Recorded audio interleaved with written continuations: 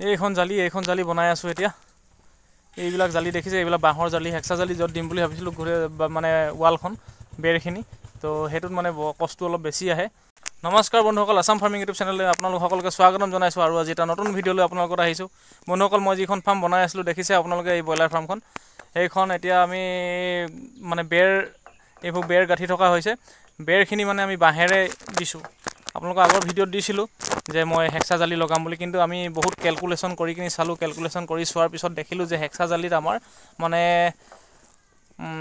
18-19 হেজাৰমান টকা গুচি যায়, তাতকৈ বেছি যাব, 20 হেজাৰৰ ভিতৰত হ'বগৈ। বান্ধা মেলা, বাঁহ কাটি মেলি আকৌ লগত মানে হেক্সা জালি আনিলেও মানে আমি কামিয়ে বান্ধিবই লাগিব, জোৰ কামি দি। তো সেই গতিকে কিন্তু আমি তাৰপিছত হিচাপ কৰি চালোঁ যে আমি বাঁহেৰে যদি বনাওঁ তেতিয়াহ'লে আমাৰ মানে 8,000-9 হেজাৰৰ ভিতৰত হৈ যাব, মানে আপোনাৰ আধা দামত হৈ যাব। তো সেই গতিকে আমি এই বাঁহেৰে বনোৱা ষ্টাৰ্ট কৰি দিলোঁ। এইবিলাক দেখিছে, বাঁহ এডাল কামিৰ পৰা আমি দুডাল উলিয়াইছোঁ, মানে পেটৰ ছাইডটো এটা উলিয়াইছোঁ, আকৌ এডাল বাহিৰ ছাইড মানে যিটো পিঠি ছাইডটো। তো দেখিছে আপোনাৰ ইয়াতে আপোনাৰ মানে হাতৰ মুঠিটো এনেকৈ সুমিয়াব নোৱাৰি মানে এনেকৈ। তো তেনেকুৱা কৰি দিছোঁ বাটবিলাক। তো এতিয়া আমি সেই কম খৰচতে বনাবলৈ চেষ্টা কৰি আছোঁ, কাৰণ কেলৈ আমাৰ বাজেটটো মানে বহুত বেছি বাঢ়ি গৈছে সেইকাৰণে। আৰু এইখন মানে হেক্সা জালিতকৈ এখন বেছি দিন লাষ্টিঙো কৰিব বাঁহৰখন, আৰু একদম কমপ্লিট বুঢ়া বাঁহ হয় এইবিলাক, পকা বাঁহ মানে লগাই দিছোঁ। আৰু এইখন মানে হেক্সা জালি যদি আপোনাৰ 3 বছৰ যদি যায়, তেতিয়া এইখন হ'লে বাঁহৰখন আপোনাৰ যদি বৰষুণ নপৰে বা পানী নপৰে, তেতিয়াহ'লে এইখন আপোনাৰ কমচে কম 7-8 বছৰৰ ওপৰত গুচি যাব। তো সেই গতিকে আমি এখনকে দিয়া মানে সিদ্ধান্তটো ল'লোঁ আৰু। তো এতিয়া প্ৰথম এখন বনিছেহে, কিন্তু এটা কথা, আমি হেক্সা জালি লগোৱা হ'লে মানে আপোনাৰ 2-3 দিনত ওলাই গ'লহেঁতেন গোটেই বাউণ্ডাৰীটো, মানে বেৰকেইখন। কিন্তু এইখন আপোনাৰ কমচে কম মানে 7-8 দিন লাগিব এইখিনি টঙাল তোলাওঁতে মেলোঁতে, মানে কামি তোলাওঁতে মেলোঁতে, আৰু এইখিনি বোৱাৰ পিছত আকৌ বান্ধিব লাগিব। তো সেইখিনি কেইদিনমান লেট হ'ব আৰু, কিন্তু মানে কি হ'ল, অকণমান কম খৰচত হ'ব।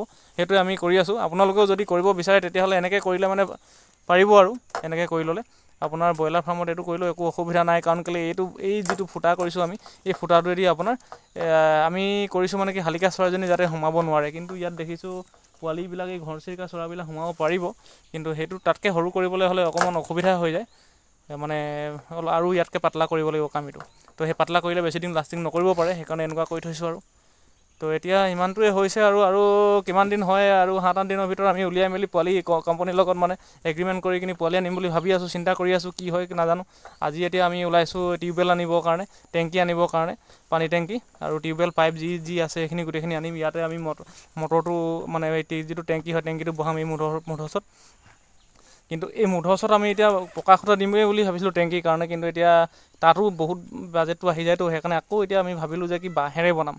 তো সেই বাঁহেৰে বনাবৰ কাৰণে এতিয়া ইয়াতে খুঁটা পুতিব লাগিব। তো আপোনালোকে জনাব কমেণ্টত যে মানে বাঁহেৰে বনালে মানে টেংকিটোৰ ওপৰত যদি ৰাখোঁ বাঁহেৰে চাং দি কিনি, মানে কেনেকুৱা হ'ব, কেতিয়াবা ভাগি পৰি যাব নেকি?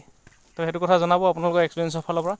আৰু এইফালে এইখিনি আমি ভুচি আনি থৈছোঁ, ভুচিখিনি আগতীয়াকৈ আনিলোঁ। এইখিনি বৰষুণ দি দিব বুলি ভাবিলোঁ। তো বৰষুণ বাৰিষা আহি গৈছে, বৰষুণ দিয়াৰ লগে লগে আমি যেতিয়া মানে শুকান ভুচি নাপাম, মানে তিতা ভুচিখিনি পাম। তো সেই গতিকে আগতীয়াকৈ আনি থলোঁ 50 বেগ। তো 2000 মানে 2500 স্কোৱাৰ ফুটৰ এইটো 50 বেগ আনিছোঁ। যদি কম হয় আকৌ আনিম, মানে যদি দৰকাৰ হৈ যায় মাজতে। তথাপিতো মানে আনি থৈছোঁ আৰু আগতীয়াকৈ।